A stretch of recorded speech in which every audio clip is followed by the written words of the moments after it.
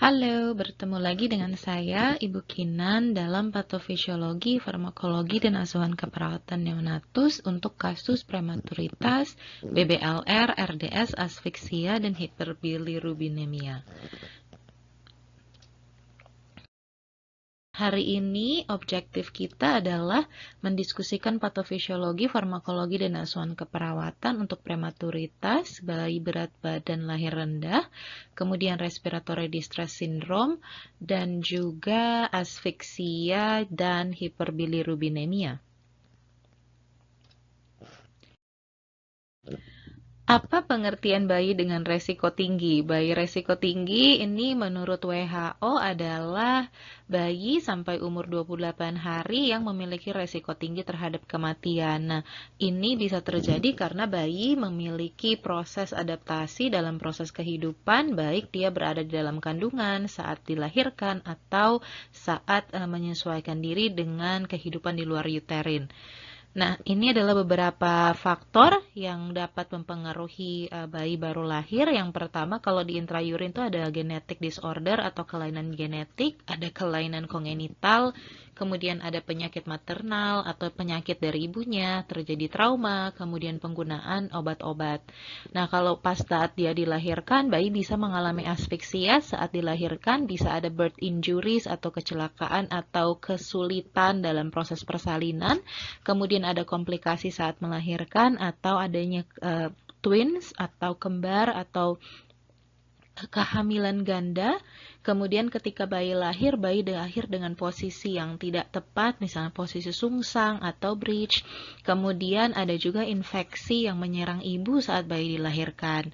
Nah, ada juga posisi atau kondisi-kondisi saat sudah dilahirkan di luar uterin ketika bayi mengalami hipotermia, bayi mengalami oksigenasi yang buruk, kemudian ada prematuritas atau ada kelainan kongenital, dan ada kelainan metabolik yang dialami oleh bayi.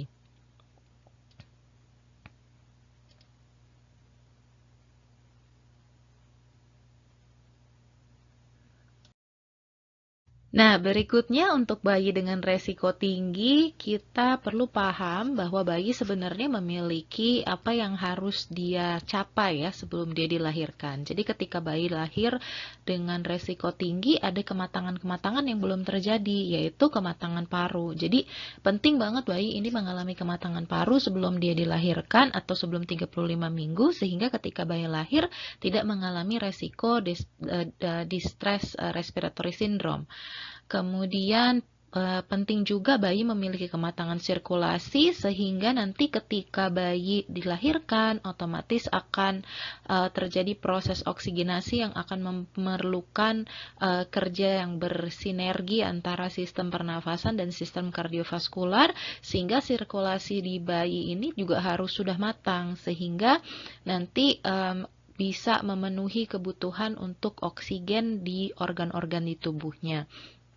Nah, yang berikutnya adalah kematangan neurologi, karena biasanya sistem saraf itu kan memang dia belum sempurna terbentuknya ketika masih di dalam kandungan. Nah, ketika bayi dilahirkan dengan resiko tinggi, dia belum matang penuh, maka akan ada gangguan atau defisit neurologis yang mungkin terjadi pada bayi yang bisa berdampak pendek atau jangka panjang. Berikutnya, bayi dengan resiko tinggi itu memiliki beberapa faktor resiko yang bisa dikategorikan sebagai kategori untuk bayi resiko tinggi. Jadi, bayi sebenarnya itu dia menjadi resiko tinggi karena ada faktor-faktor yang dikontribusi oleh ibunya. Nah, bayi resiko tinggi ini dikategorikan menjadi bayi dengan usia berdasarkan usia gestasinya, bisa usia preterm atau lahir sebelum 37 minggu, term atau lahir pada 38 sampai 42 minggu, dan post term lahir sesudah 42 minggu. Jadi ini menjadi usia menjadi usia gestasi yang akhirnya meningkatkan resiko bayi tersebut memiliki resiko tinggi. Berikutnya berat lahir. Ketika bayi tersebut lahir dengan berat yang lebih kurang atau di bawah dari berat sesuai usia gestasinya, maka bayi disebut small for gestation age. Ketika bayi lahir dengan berat normal, yang kita sudah pelajari bahwa berat normal bayi normal itu 2.500 sampai 4.000, maka bayi ada di average for gestational age. Nah, berikutnya ada yang disebut dengan large for gestational age, berarti bayi ini beratnya lebih berat dari usia normal. Kita akan lihat di slide berikut. Nah, tadi yang saya bilang resiko yang bisa mempengaruhi terjadinya kelahiran prematur. Misalnya ibunya merokok, kemudian ibunya lebih tua dari 35 tahun dan lebih muda dari 20 tahun. Ibunya menggunakan obat-obatan, ada abuse atau ada kekerasan yang terjadi, ini merupakan kehamilan bukan yang pertama, kemudian uterinnya ibu memang ada abnormalitas, kemudian bayinya juga memang ada kelainan, kemudian ada infeksi yang terjadi pada ibu, kemudian memang ibunya ini ada hal yang aneh di serviksnya, misalnya bentuknya yang berbeda, atau ada tumor atau miom di dalamnya pas dia hamil, kemudian ada juga riwayat misalnya dia mengalami keguguran di masa lalu. Nah, itu juga menjadi resiko bahwa di kehamilan ini ibu ini akan melahirkan secara prematur. Kemudian apabila dia American African, kemudian dia memiliki memang ada gangguan genetik yang bisa dikaji. Nah, berikutnya mengenai gestational age dan berat. Jadi misalnya bayi tersebut lahir di minggu ke-36, beratnya 1,7. Minggu ke-36 beratnya 1,7, berarti bayi posisinya di sini. Nah, berarti bayi dikategorikan sebagai small for gestational age. Kalau misalnya bayi lahir di minggu ke-38, beratnya 3.000. Oh, berarti bayi ada di sini nih. Berarti dia average for gestational age. Misalnya bayi lahir di minggu ke-36, tapi beratnya 4 kilo. Nah, berarti ada di atas ini kan, berarti dia large for gestational age. Jadi, itu bagaimana kita menilai apakah bayi tersebut large, average, atau small sesuai dengan dia punya umur kehamilan. Nah, berikutnya bayi dengan berat badan lahir rendah. Jadi apa ini? Ini adalah kondisi di mana bayi dikategorikan sebagai small for gestational age. Artinya 10% dari berat yang sesuai dengan usia gestasinya. Nah, kategorinya ada apa aja? Ada extremely low birth weight. Artinya bayi lahir kurang dari 1000 gram. Ada very low birth weight. Bayi lahir kurang dari 1500 gram. Ada low birth weight. Artinya beratnya kurang dari 2500 gram. Nah, ini juga bisa dikategorikan sebagai ada kondisi intrauterine growth restriction. Jadi, bayi ketika dia dikandung mengalami kondisi kurang pertumbuhan.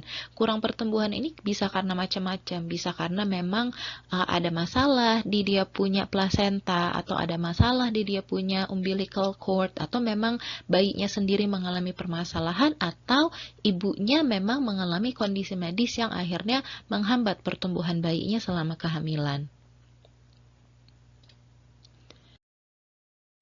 Nah, ini adalah kondisi-kondisi yang tadi juga saya sudah sebutkan ya, bahwa ketika bayi lahir dengan kondisi berat badannya rendah atau small for gestational age, makanya dia mengalami kesulitan atau kekurangan nutrisi dan oksigenasi sejak dari dalam kandungan. Nah, ini adalah beberapa kondisi yang bisa menyebabkan bayi tersebut mengalami small for gestational age atau berat badannya lahir rendah.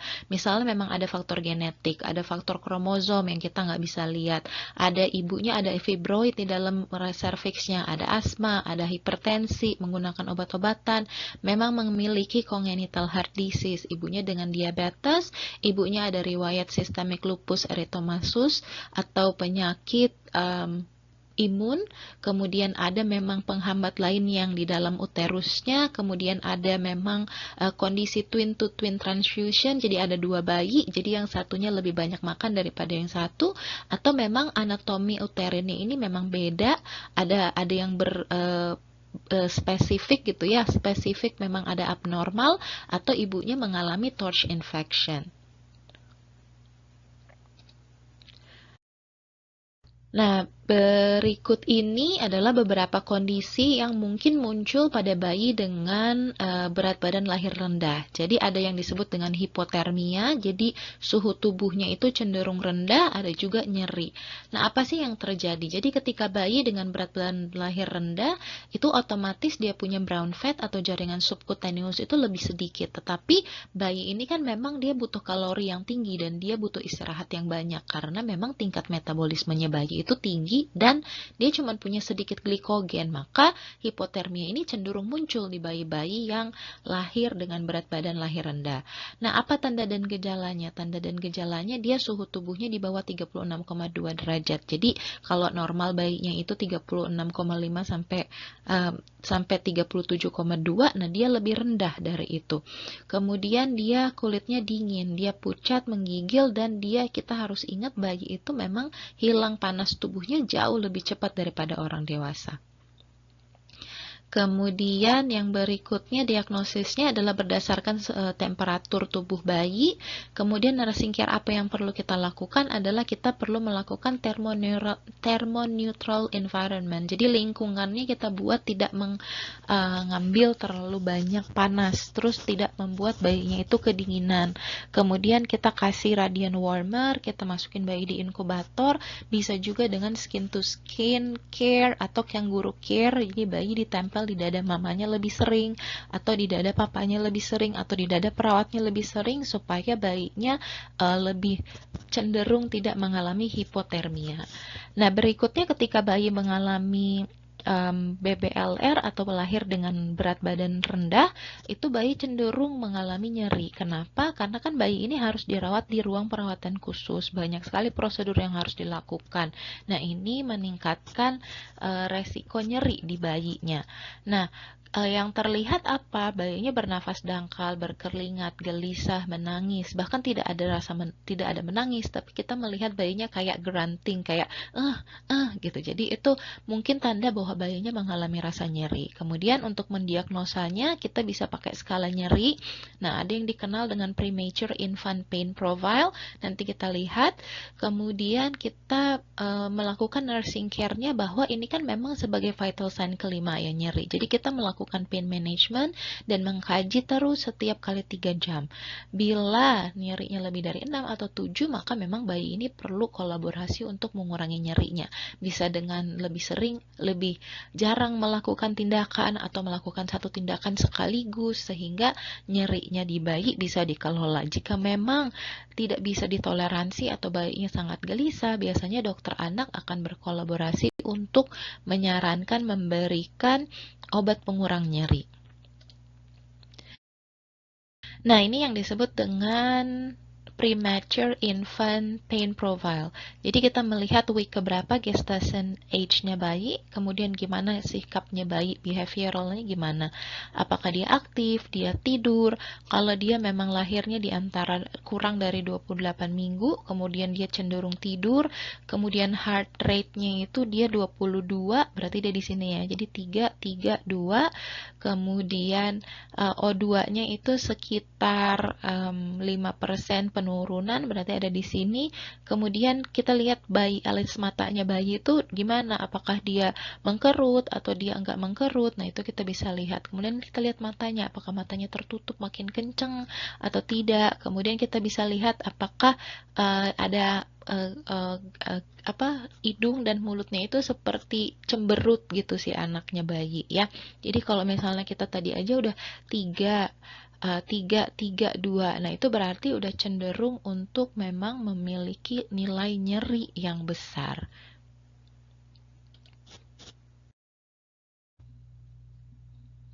Berikutnya, kondisi lainnya selain hipotermi dan pain adalah hipoglisemia. Jadi bayi ini dia cenderung kekurangan gula darah karena memang bayi ketika dia masih kecil butuh banyak sekali glukos, apalagi dengan berat badan lahir rendah ya, butuh banget asupan glukosa. Kemudian bayinya akan terlihat gelisah, menyusui lemah, dia sianosis, bahkan kadang tidak ada gejalanya juga, bisa menangis dengan kuat, bisa juga menangis dengan lemah. Kemudian diagnosanya adalah dengan melihat berapa sih gula darah bayi. Gula darah bayi yang kurang dari 60 berarti dia memang hipogliksemia 60 mg per desiliter ya. Kemudian nursing care-nya kita monitor gula darahnya, kita usahain sampai di 70 sampai 100 mg per desiliter. Kita bisa kolaborasi dengan dokter untuk pemberian infus glukosa, kemudian bisa juga kolaborasi untuk pemberian enteral feeding atau ASI bila memang memungkinkan. Nah, kondisi lainnya yang mungkin muncul adalah polisitemia. Jadi, polisitemia ini apa? Terlalu banyak sel darah merah di dalam tubuh bayi. Nah, ketika bayi itu dia dilahirkan, kan kita memotong umbilical cord. Nah, darah yang tadinya di plasenta kan diharapkan untuk masuk semua ke dalam tubuh bayi, tapi terkadang terlalu banyak didampingi dengan bayi punya liver yang belum bisa menguraikan sel darah merah yang banyak, maka bilirubin ini, sel darah merah ini juga menjadi sangat banyak di dalam tubuh bayi, ditandai dengan ada pletoric skin, ada delayed capillary refill time, ada hematuria, jadi ada muncul dia di dalam urin, kemudian ada proteinuria, bisa sampai necrotizing enterocolitis, bisa ada pulmonary hypertension, thrombocytopenia, jaundice, bahkan masalah-masalah neurologis. Nah, diagnosanya gimana? Dengan melihat hasil nilai serum hematokrit dari vena, harus lebih dari 65%. Kalau lebih dari 65% berarti memang bayi ini polisitemia. Nah, nursing care-nya gimana? Kita lakukan urine analysis terus, kemudian kita blood analysis untuk hemoglobin, hematokrit, dan bilirubin. Berapa sih nilainya? Nah, kalau bayi prematur sekarang, bayi prematur tuh bayi yang lahir sebelum 37 minggu atau preterm, dikondisikan menjadi beberapa kategori, yaitu severe prematurity, lahirnya pada minggu 23 atau 26, kemudian moderate prematurity, lahir pada minggu 26 sampai 30, kemudian premature, lahir sebelum 37 minggu. Nah, bayi prematur ini dia memang lebih kecil bentuknya dibandingkan dengan bayi yang term, karena memiliki karakteristik dia belum matang sepenuhnya di dalam uterus. Jadi ada bagian-bagian tubuh yang masih dalam proses pembentukan, tapi bayinya udah lahir duluan. Nah, jadi bayi-bayi seperti ini memiliki resiko untuk mengalami respiratory distress syndrome, apnea of prematurity, jaundice, retinopathy of prematurity, anemia of prematurity, dan sudden infant death syndrome. Nah, kita akan melihat beberapa aja dari kondisi-kondisi ini ya. Nah, ini contohnya bayi yang prematur seperti ini, kita bisa lihat ya banyak sekali. Ada alat-alat, ada CPAP, belum kalau ambil darah, ini umbilical cord-nya, kemudian dia pakai CPAP, ini mamanya lagi kangaroo care, ini papanya juga lagi kangaroo care atau skin to skin contact. Terus ini bayinya, tuh kita lihat dia pakai monitor, ada segala macam. Biasanya dia juga ada NGT-nya, terus ada pakai mesin ini. Jadi begitu banyak, nanti ditusuk-tusuk untuk pemeriksaan. Nah, ini contoh bayi yang dirawat oleh perawat di dalam infant warmer ya. Nah, ini kalau dirawat di dalam inkubator. Jadi kita kasih inkubator, kita kasih gelap karena ada penelitian yang membuktikan bahwa dengan kondisi yang gelap itu sama seperti di dalam uterus. Jadi bayinya akan lebih cepat dan tidak banyak stres. Kemudian, nah ini apa sih assessment yang bisa kita lakukan ketika kita merawat preterm infant ya? Kita bisa lihat kondisi skinnya itu seperti apa, masih dia lebih bening kulitnya, kemudian lebih banyak lanugo, dia masih sedikit lemak subcutaneousnya, kemudian memang kulitnya rapuh gitu dan gampang terluka. Nah, di kepalanya bentuknya kadang nggak bentuknya bulat banget. Terus kita bisa lihat dia punya molding, kemudian ada kaputnya, kemudian kita bisa lihat ada fontanelsnya, kemudian kita bisa lihat ada sutursnya, kemudian ada bulgingnya, kita bisa lihat telinganya masih kayak rata gitu, terus matanya juga masih belum bisa kebuka atau belum benar-benar bisa bagus, kemudian hidungnya juga lebih pesek, kemudian di dadanya tuh kelihatan kayak pigeon chest, jadi atasnya tuh besar, terus nipple-nya tuh kayaknya kecil, bisa kelihatan sampai tulang rusuknya, ada grunting, jadi dia bernafasnya grunting, ada suara, ada nasal flaring. Ketika kita auskultasi, kita di samping-samping kita dengerinnya. Kemudian di jantungnya dia punya apical heart rate bisa dikaji, kemudian dia bisa heart rate-nya lebih tinggi dari bayi normal yang 120 sampai 160, biasanya bisa 160 sampai 180, kemudian bisa dengerin bunyi jantungnya, bisa dengerin di mana ada murmur, kemudian kita bisa ada blood pressure-nya, kita bisa ukur di bagian-bagian tubuhnya bayi. Berikutnya di bagian skin juga kita bisa lihat bahwa peripheral perfusionnya itu memang masih susah. Kita bisa lihat vena tapi kayak tipis banget. Kemudian ada vernix, ada pale ketika bayinya ini memang anemia. Kemudian ada strawberry hemingoma. Kemudian ada diaper rash yang mungkin muncul sama dia punya kaki itu nggak ada garis-garis. Jadi memang lurus, memang halus gitu ya. Nah biasanya kepalanya di mukanya memang ada anomalis yang bisa terlihat. Di dadanya kita bisa dengerin respiratory rate dengan menggunakan stetoskop selama 1 menit, tapi bisa juga kita pakai mesin dan nilainya itu sekitar lebih tinggi ya, 60 sampai 80 kali per menit. Bisa juga ada asymmetric chest movement, bisa juga ada banyak sekali sekresi yang dikeluarkan. Kalau untuk kardiaknya biasanya muncul central cyanosis, kemudian apexnya bentuknya lokasinya agak pindah karena belum fix, kemudian ada kardiomegali. Nah, berikutnya itu di bagian abdomen kita bisa lihat cord-nya, mungkin cord-nya nggak ada 2 arteri dan 1 vena, kemudian kita bisa cek apakah ada massa, kita bisa dengerin bowel sound-nya, kita bisa ukur circumference abdominalnya, kadang-kadang dia lebih besar ya. Kemudian kita bisa lihat ada pembesaran liver atau spleen. Di bagian muskuloskeletal itu kita lihat bahwa si extremities-nya tuh nggak bisa flexion, jadi masih belum belum sempurna. Kemudian ada heat loss, kemudian skinnya juga mudah rapuh. Kemudian biasanya karena dia masih sangat rapuh, mungkin terjadi fraktur yang kita nggak bisa lihat, bisa fraktur di pinggulnya, bahkan kadang fraktur di klavikulanya bayi. Kemudian untuk genitalia, kalau yang laki-laki itu dia skrotumnya nggak ada garis-garis ya, terus belum hitam skrotumnya. Kemudian klitorisnya bayi untuk bayi perempuan itu bisa kelihatan, kemudian nggak tertutup dengan labia minora, jadi cuman labia mayora tapi cuman kecil. Kemudian biasa mungkin muncul inguinal hernia, kemudian kadang dia punya bukaan uretra di laki-laki dan perempuan itu bisa nggak kelihatan. Kadang meconiumnya juga nggak berada pada posisi yang tepat, jadi adanya di vagina bukan di anus. Kemudian kadang karena dia genitalianya belum terbentuk sempurna, kita ambigu ini laki-laki atau perempuan. Kadang juga ada masalah pada bladdernya bayi. Kemudian neurological atau sensory, kita masih bisa lihat bahwa dia kepalanya masih belum menunjang untuk bisa tahan. Kemudian kadang-kadang dia ada perubahan yang benar-benar signifikan. Kemudian masih ada bisa menelan tapi masih suka muntah. Kemudian mororefleksnya biasanya nggak ada atau sangat lemah. Kemudian biasanya ada peningkatan tekanan intrakranial, ada hipotonia atau hipertonia, jadi memang nggak ada tone muscle-nya atau kebanyakan tone.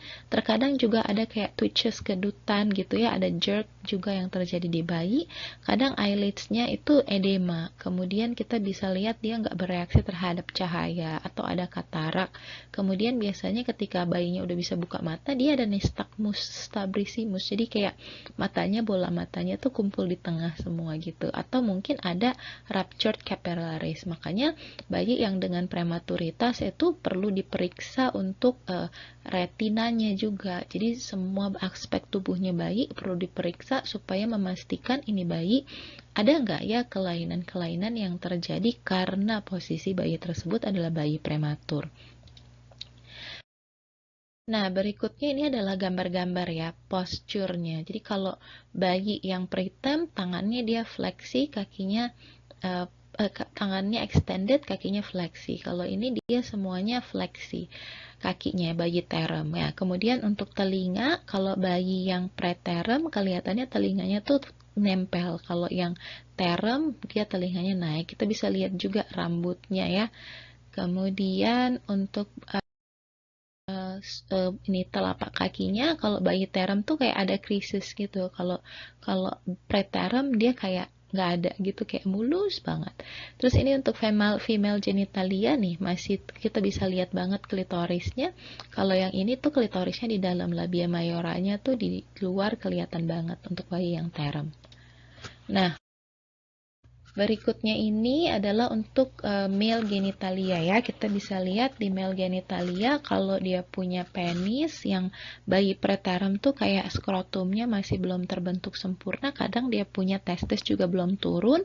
Kalau yang ini kita bisa lihat penisnya dan skrotumnya sempurna, ada testisnya. Nah, untuk scarf sign, jadi scarf sign itu jadi tangannya bayi itu kayak lemah gitu, dia nggak bisa ada resistensi ya. Nah, sementara kalau dia term, dia pasti kayak bisa ada tekukan di situ. Nah, ini adalah clinical evaluation. Kita lihat yang berikutnya. Ini adalah neurological evaluation. Jadi kita bisa lihat kalau bayi yang preterm pegangannya bisa tapi lemah. Tapi kalau bayi yang term tuh pegangannya kuat banget ketika tangannya kita taruh. Nah, kemudian kalau bayi yang preterm kita bisa usahain kakinya itu sampai ke telinga gitu ya, nggak ada resisten. Tapi kalau bayi yang term nggak bisa, nggak sampai ke atas gitu, karena dia udah ada resisten di kakinya ya. Nah, berikutnya kita melihat apa itu respiratory distress syndrome. Nah, respiratory distress syndrome karena bayinya prematur, dia belum bisa bernafas dengan baik, ketika dia keluar lahir gitu ya, dia ada kesulitan. Jadi dia surfaktannya itu nggak cukup sehingga ada atelektasis atau congestion, jadi alveolinya juga collapse, jadi parunya tuh nggak berfungsi dengan baik. Bisa juga karena memang si alveolinya ini belum terbentuk sempurna. Nah, untuk itu maka bayi-bayi yang ada kemungkinan lahir prematur, dokternya akan suntikkan surfaktan 1 kali kepada ibunya supaya ketika bayinya tersebut lahir, bayi itu bisa dicegah untuk terjadi respiratory distress syndrome. Nah, sign symptomnya apa? Dia cyanotic bayinya pada suhu ruangan, pernafasannya cepat, takipnu, ada retraksi dada, ada expiratory gland, dilakukan analisa gas darah, hasilnya hiperkarbia dan metabolic acidosis. Nah, ketika kita periksa dengan pulse oximetry itu ada hipoksia, kemudian gula darahnya itu ada hipogliksemia, serum kalsium itu ada hipokalsemia, kemudian ketika kita lihat PaO2-nya dia memang bayinya hipoksia, sehingga di analisa gas darahnya dia bayinya asidosis. Nah, berikutnya apa yang kita kerjakan sebagai tenaga perawat? Yang pertama pasti melakukan oksigenasi. Nah, oksigenasi ini yang kita lakukan adalah memberikan ventilasi melalui mesin ya dengan endotracheal tube. Biasanya yang akan pasang dokter anak dengan modenya nih positive and expiratory pressure atau PEEP bila berat badan bayi itu lebih kurang dari 1000 gram. Nah, kemudian setelah kita udah menyelamatkan pernafasannya, memberikan oksigenasi, kita berikan surfaktan sintetik dalam waktu 15-30 menit sesudah kelahiran. Dan kita bisa juga wind. Jadi wind tuh melepaskan mesin ventilasi perlahan, pindah dari PEEP ke continuous positive airway pressure atau CPAP. Bisa pakai nasal cannula atau pakai oxyhood. Nah, oxyhood itu kayak helm yang nantinya ada si selang oksigennya untuk bisa membantu bayi bisa bernafas. Nah, yang perlu kita lakukan adalah monitoring juga untuk analisa gas darah, elektrolit, level kalsium, dan gula darah bayi. Nah, berikutnya ada afiksia. Afiksia itu apa? Afiksia adalah kejadian di mana terjadi penurunan asupan oksigen dalam darah saat bayi lahir. Jadi ketika dia ada RDS, bayi tersebut sebenarnya awalnya udah afiksia. Nah, afiksia itu bisa terjadi di intrauterin, misalnya karena bayi mamanya itu ada anemia atau memang ada hipoksia iskemia, misalnya tiba-tiba plasentanya lepas, ada umbilical cord yang melingkar di lehernya bayi, atau hal lain yang nggak kita ketahui, tapi yang pasti tiba-tiba bayinya asfiksia. Kemudian intrapartum misalnya ada birth trauma, atau memang ketika dilahirkan si bayinya ini mengalami gangguan ya di dalam jalan lahirnya itu. Kemudian ketika postpartum, misalnya memang ada masalah di central nervous systemnya, ada masalah di congenital neuromuscular disease-nya, ada infeksi yang terjadi, ada kelainan pada jalan nafas, ada kelainan pada sistem pulmonari, atau kelainan pada sistem renalnya bayi. Jadi ini yang menyebabkan bayi mengalami asfiksia. Nah, kalau asfiksianya ini berlanjut dengan lama, maka asfiksia ini bisa menyebabkan dampak-dampak ke berbagai organ. Contoh, kalau di central nervous system, dia biasanya ada cerebral edema, bisa sembulkan seizure, bisa hipotonia, bisa hipertonia. Karena nggak cukup dia punya supply oksigen. Kemudian di kardiovaskular jadinya ada iskemia. Kemudian di pulmonari ada pulmonary hypertension atau respiratory distress syndrome. Kemudian di bagian renal akhirnya ada cortical necrosis atau ada acute tubular syndrome. Kemudian di adrenalnya ada adrenal hemorrhage karena dia nggak bisa tahan. Kemudian ada gastrointestinal problem atau masalah gastrointestinal, biasanya perforasi atau nekrosis. Ada masalah metabolik, misalnya menjadi hiponatremia, hipokalemia, kemudian ada di bagian integumennya, jadi si fatnya itu nekrosis dia karena nggak ada supply oksigen. Nah, di bagian hematologi biasanya dia di IC atau disseminated intravascular coagulation, jadi ada masalah di koagulasi darahnya si bayi. Nah, dari asfiksia, bayi yang lahir dengan berat badan rendah atau bayi dengan high risk ya, itu adalah kondisi jaundice juga. Nah, jaundice ini adalah yang dikenal dengan hiperbilirubinemia. Nah, apa itu? Biasanya di bayi yang prematur karena livernya belum bisa melakukan konjugasi bilirubin dengan cepat. Di bayi yang normal pun biasanya terjadi karena memang livernya belum mampu berfungsi dengan maksimal. Nah, yang terjadi adalah bilirubin yang tadinya nggak bisa diuraikan itu beredar di darah, singgah di bagian tubuh banyak, kemudian pada 2-3 hari sesudah dilahirkan mulai terlihat tuh kuning-kuning bayinya. Nah, hari keempat sangat kuning dan hari kelima bayi tersebut mulai kelihatan agak sehat karena dia punya liver dan ginjalnya udah berfungsi dengan baik sehingga si bilirubinnya bisa dikeluarin melalui urin. Nah, ini yang disebut dengan physiological jaundice. Jadi karena ketidakmampuan fisiologi sementara maka terjadilah jaundice. Nah, ada juga yang disebut dengan jadi bayi ini dia yang prematur 90% bisa mengalami jaundice. Kalau bayi yang normal itu sekitar 60% pasti mengalami jaundice. Nah, tadi kita kenal yang disebut dengan physiological jaundice. Jadi memang karena fungsinya belum bisa, maka terjadi masalah. Nah, ada yang disebut dengan pathological jaundice. Pathological jaundice ini adalah ada bagian tubuh memang yang mengalami permasalahan. Jadi biliary atresia atau kelainan metabolik atau hemolysis atau infection atau toxic disorder, maka si bayi ini mengalami jaundice, ya. Nah, apa yang perlu kita lakukan? Yang kita perlu lakukan, kita lihat nilai conjugated, unconjugated bilirubinnya. Kalau dia di normal, itu 0,2 sampai 1,4. Itu yang normal nilainya. Tapi kalau jaundice, dia akan lebih dari 5 mg per desiliter dalam waktu 24 jam sesudah lahir. Nah, kemudian diagnosanya apa? Kita lihat serum bilirubinnya. Kalau pada bayi yang term, dia akan lebih dari 12,9, kalau bayi yang preterm lebih dari 15 mg per desiliter. Apa nursing care-nya? Nursing care-nya akan bergantung pada apa yang menjadi penyebab. Biasanya dilakukan fototerapi, bisa single, bisa double, bisa triple fototerapi.